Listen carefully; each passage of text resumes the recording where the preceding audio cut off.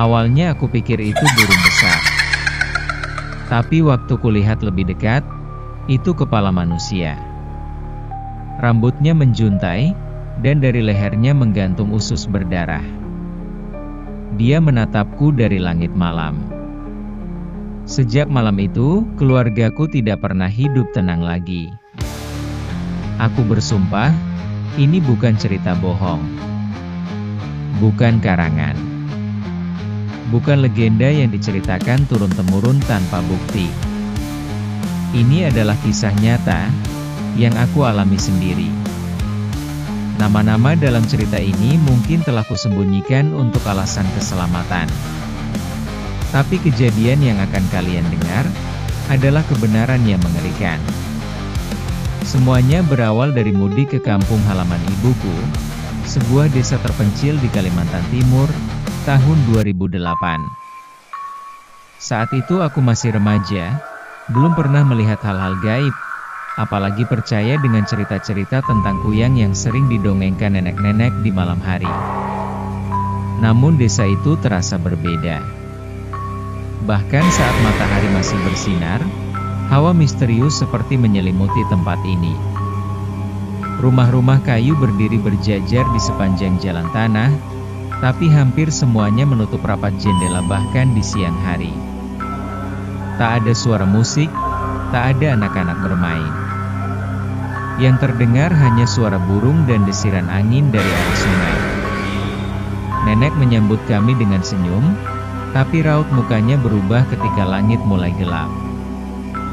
Ia mengunci semua pintu, menggantung duri salak dan bawang putih di atas pintu, lalu menyalakan dupa dan membisikkan doa-doa dalam bahasa Dayak yang sudah asing di telingaku. Katanya, bulan ini kuyang sedang lapar.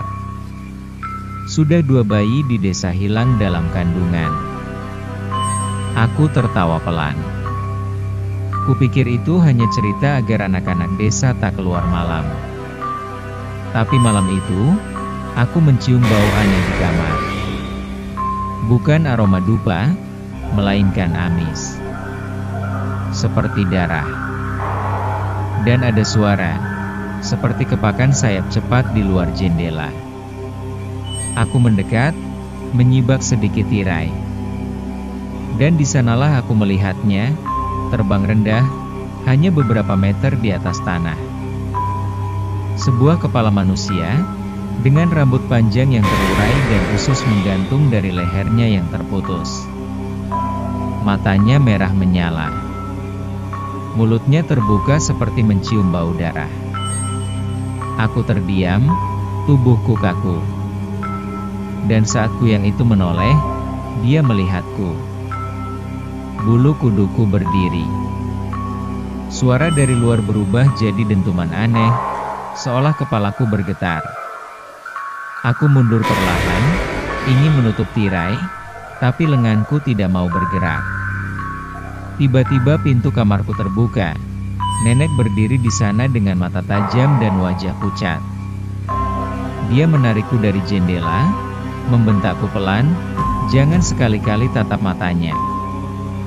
Aku hanya bisa mengangguk, gemetar. Malam itu, kami semua tidur di ruang tengah, di bawah cahaya lampu minyak. Nenek tidak berhenti membaca doa dari kitab tua berbahasa kuno. Ibuku memeluk erat, dan ayahku berjaga dengan parang di tangan. Suara kepakan sayap masih terdengar sesekali. Kadang menjauh, kadang mendekat. Tapi kami tidak berani mengintip. Paginya, desa gempar. Ibu muda di rumah paling ujung desa mengalami pendarahan hebat. Dia kehilangan bayinya, padahal usia kandungannya sudah 9 bulan. Yang lebih mengerikan, tidak ada bayi di tubuhnya. Dokter desa bilang itu seperti bayi yang ditarik paksa. Tak ada jejak medis. Tak ada penjelasan. Warga mulai berbisik, kuyang kembali. Aku mulai memperhatikan penduduk desa. Dan satu hal yang mencurigakan, ada satu perempuan tua, tinggal di pinggir sungai, tak pernah bicara dengan siapapun. Rumahnya gelap, penuh kain merah kusam yang digantung di langit-langitnya. Setiap kali warga menyebut namanya, mereka seperti enggan melanjutkan percakapan. Katanya, dia pernah menjadi dukun hebat, tapi kini hidup menyendiri dan jarang terlihat siang hari. Rasa penasaran dan rasa takutku bertarung di dalam hati.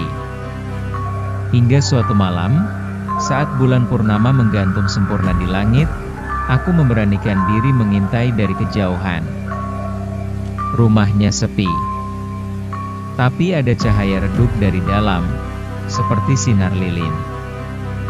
Dan bau itu lagi amis, lebih kuat dari malam-malam sebelumnya.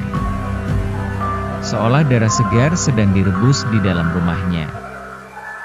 Aku tidak bisa mendekat lebih jauh. Tapi yang kulihat cukup membuatku mimpi buruk selama seminggu. Di balik celah dinding kayu, aku melihat sesuatu tergantung. Sebuah tubuh tanpa kepala. Ya, tanpa kepala. Tubuh itu seperti tidur. Tangan dan kakinya melipat sempurna, namun dari lehernya hanya tersisa rongga terbuka. Itulah saat aku yakin, dialah kuyang itu. Kepalanya pasti sedang berburu.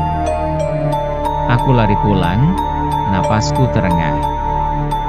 Dan malam itu aku melihat kepala itu lagi, kembali terbang di atas rumah, dengan usus melambai mengikuti arah angin. Tapi kali ini dia tidak sendiri. Ada suara lain. Suara gamelan, pelan dan menyeramkan, mengiringi pergerakan kepakan sayapnya. Aku mulai menghubungkan semuanya. Rumah tetangga yang baru saja melahirkan, bayi yang hilang tanpa jejak, perempuan tua di pinggir sungai dengan tubuh tanpa kepala, dan aroma amis yang selalu datang bersamaan dengan hilangnya nyawa. Semua itu terhubung. Dan malam itu aku bermimpi. Dalam mimpi itu, kuyang terbang masuk ke kamarku. Dia tidak menyerang, hanya melayang, memandangi wajahku dari dekat. Dari mulutnya terdengar suara, "Kamu yang lihat, kamu yang ikut." Aku terbangun dengan peluh dingin. Dan keesokan harinya, satu kejadian menggemparkan seluruh desa. Tubuh seorang bayi ditemukan di pinggir hutan, tanpa isi perut. Dagingnya sobek tak beraturan, dan wajahnya membiru. Ibunya ditemukan pingsan, dengan kondisi tubuh yang kejang seperti habis kerasukan. Warga marah, tapi mereka takut. Mereka tidak tahu harus melakukan apa, karena kuyang itu, dia adalah bagian dari mereka sendiri. Hingga malam terakhir sebelum kami kembali ke kota, nenek membuat keputusan. Ia mengajakku dan ayah ke sungai. Diam-diam, lewat jalur belakang. Kami membawa sebotol minyak tanah, obor, dan garam. Sampai di depan rumah itu, nenek berhenti. Tangannya gemetar, tapi wajahnya teguh.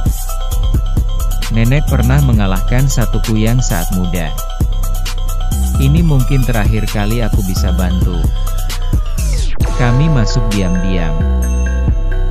Di dalam, hanya ada tubuh tanpa kepala itu, masih menggantung, utuh. Nenek menyiram tubuh itu dengan minyak dan garam. Ia membaca mantra panjang, lalu membakar tubuh itu. Dari kejauhan, terdengar jeritan memekakan telinga. Dari langit, dari arah kuyang yang sedang terbang, tubuh itu terbakar habis. Dan keesokan harinya, desa itu tenang. Tak ada lagi suara kepakan. Tak ada lagi bau amis. Kami pulang ke kota, membawa kisah ini dalam diam. Tapi sampai hari ini, saat aku mencium bau amis dan bunga kamboja di malam hari, aku masih takut mengintip keluar jendela. Karena mungkin, dia belum benar-benar mati.